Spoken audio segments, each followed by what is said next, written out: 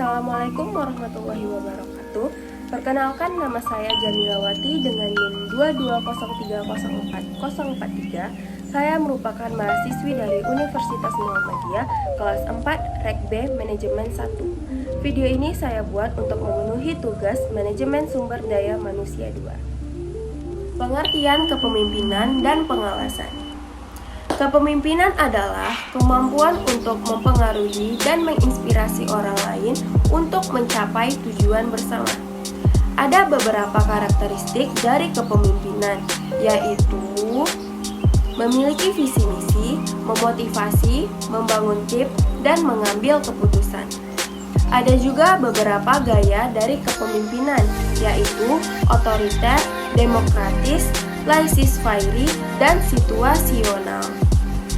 Teori kepemimpinan ada beberapa macam. Yang pertama teori sifat, teori perilaku, teori situasional, dan teori informasional. Selanjutnya adalah pengawasan. Pengawasan adalah proses memastikan bahwa pekerjaan dilakukan sesuai dengan rencana dan standar yang ditetapkan. Tujuan dari pengawasan adalah meningkatkan efisiensi, efektivitas, dan kualitas kerja. Ada beberapa metode dari pengawasan, yaitu pengamatan langsung, laporan, dan audit. Pentingnya dilakukan pengawasan adalah untuk memberikan umpan balik, meningkatkan kinerja, dan menyelesaikan masalah.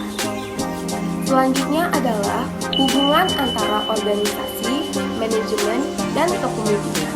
Yang pertama adalah organisasi. Organisasi adalah wadah bagi manusia dan sumber daya untuk mencapai tujuan bersama. Yang kedua, manajemen, yaitu proses untuk mencapai tujuan organisasi secara efektif dan efisien. Yang ketiga, kepemimpinan, yaitu kekuatan yang mengarahkan dan memotivasi orang-orang dalam organisasi untuk mencapai tujuan bersama. Ketiga elemen ini saling terkait dan saling melengkapi. Manajemen yang baik membutuhkan kepemimpinan yang efektif. Kepemimpinan yang efektif membutuhkan struktur dan sistem organisasi yang mendukung. Dan organisasi yang sukses membutuhkan kombinasi yang tepat dari manajemen dan kepemimpinan. Selanjutnya adalah jenis-jenis kepemimpinan. Yang pertama adalah kepemimpinan otoriter. Kepemimpinan ini memiliki kendali penuh dan membuat keputusan sendiri. Kelemahannya kurang memotivasi dan menghambat kreativitas bawahan. Yang kedua adalah kepemimpinan demokratis. Pemimpin ini melibatkan bawahan dalam proses pengambilan keputusan. Kelemahannya, proses pengambilan keputusan pasti lebih lama. Yang ketiga adalah kepemimpinan laissez-faire. Pemimpin ini memberikan kebebasan penuh kepada bawahan untuk bekerja dan mengambil keputusan. Kelemahannya yaitu membutuhkan bawahan yang kompeten dan bertanggung jawab. Yang keempat adalah kepemimpinan karismatik. Pemimpin ini memiliki visi yang kuat dan mampu menginspirasi orang lain. Kelemahannya, keberhasilan organisasi tergantung pada pemimpin. Yang kelima adalah kepemimpinan transaksional. Pemimpin ini memberikan reward dan punishment berdasarkan kinerja bawahan. Kelemahannya kurang fokus pada pengembangan dan memotivasi jangka panjang. Yang keenam adalah kepemimpinan transformasional. Pemimpin ini menginspirasi dan memotivasi bawahan untuk mencapai tujuan bersama. Kelemahannya yaitu membutuhkan pemimpin yang memiliki kemampuan dan komitmen. Hal-hal yang harus dimiliki oleh seorang pemimpin. Yang pertama adalah visi dan misi yang jelas. Pemimpin harus memiliki visi yang jelas tentang arah dan tujuan organisasi. Misi yang jelas akan membantu pemimpin dan timnya untuk fokus dan mencapai tujuan. Yang kedua adalah kemampuan komunikasi yang baik. Kemampuan komunikasi yang baik membantu pemimpin untuk menyampaikan visi, memotivasi tim, dan membangun hubungan yang baik dengan orang lain. Yang ketiga adalah kemampuan mengambil keputusan yang tepat.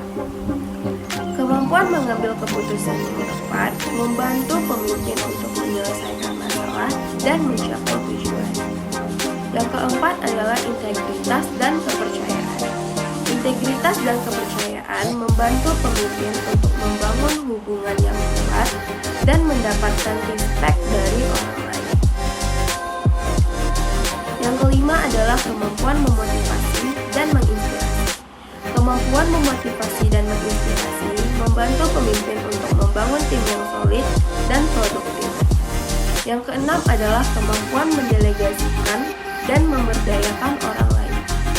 Kemampuan mendelegasikan dan memberdayakan orang lain membantu pemimpin untuk memaksimalkan potensi timnya dan mencapai hasil yang lebih baik. Yang ketujuh adalah kemampuan beradaptasi dan berubah. Kemampuan beradaptasi dan berubah membantu pemimpin untuk memimpin organisasi dalam menghadapi berbagai tantangan dan peluang. Dan terakhir yang kedelapan adalah kemampuan belajar dan perkembangan. Kemampuan belajar dan perkembangan membantu pemimpin untuk meningkatkan kemampuannya dan menjadi pemimpin yang lebih baik. Model pemimpin. Model pemimpin adalah suatu kerangka kerja yang menggambarkan perilaku dan karakteristik yang dimiliki oleh pemimpin yang efektif. Ada banyak model pemimpin yang berbeda dan masing-masing memiliki fokus dan penekanan yang berbeda. Berikut beberapa model pemimpin yang umum. Yang pertama ada model otokratis. Yang kedua ada model demokratis. Yang ketiga model laissez-faire. Yang keempat ada model karismatik. Yang kelima model transaksional. Yang keenam model transformasional. Yang ketujuh model situasional. Yang kedelapan model kontingensi. Yang kesembilan model kepemimpinan otentik. Dan yang ke-10 adalah model kepemimpinan pelayanan. Gaya kepemimpinan. Gaya kepemimpinan adalah cara seseorang pemimpin berperilaku dan berinteraksi dengan orang lain untuk mencapai tujuan bersama. Ada beberapa gaya kepemimpinan yang umum dan masing-masing memiliki kelebihan dan kekurangan. Yang pertama adalah otoriter. Pemimpin memiliki kendali penuh, membuat keputusan sendiri, dan mengharapkan bawahan untuk mengikuti instruksi tanpa banyak pertanyaan. Yang kedua, demokratis. Pemimpin melibatkan bawahannya dalam proses pengambilan keputusan. Bawahan didorong untuk memberikan ide dan pendapat. Yang ketiga adalah laissez-faire atau pembiaran. Pemimpin memberikan kebebasan penuh kepada bawahan untuk bekerja dan mengambil keputusan. Yang keempat adalah karismatik. Pemimpin memiliki visi yang kuat, inspiratif, dan mampu menarik pengikut dengan daya karisma mereka. Yang kelima adalah transaksional. Pemimpin memberikan reward dan punishment berdasarkan kinerja bawahan. Hubungan antara pemimpin dan bawahan bersifat transaksional dengan penekanan pada pencapaian target. Dan yang keenam adalah transformational. Pemimpin yang transformational menginspirasi dan memotivasi bawahannya untuk mencapai tujuan bersama. Mereka fokus pada pengembangan potensi bawahannya dan membangun budaya organisasi yang positif. Demikianlah tugas ini dapat saya selesaikan. Semoga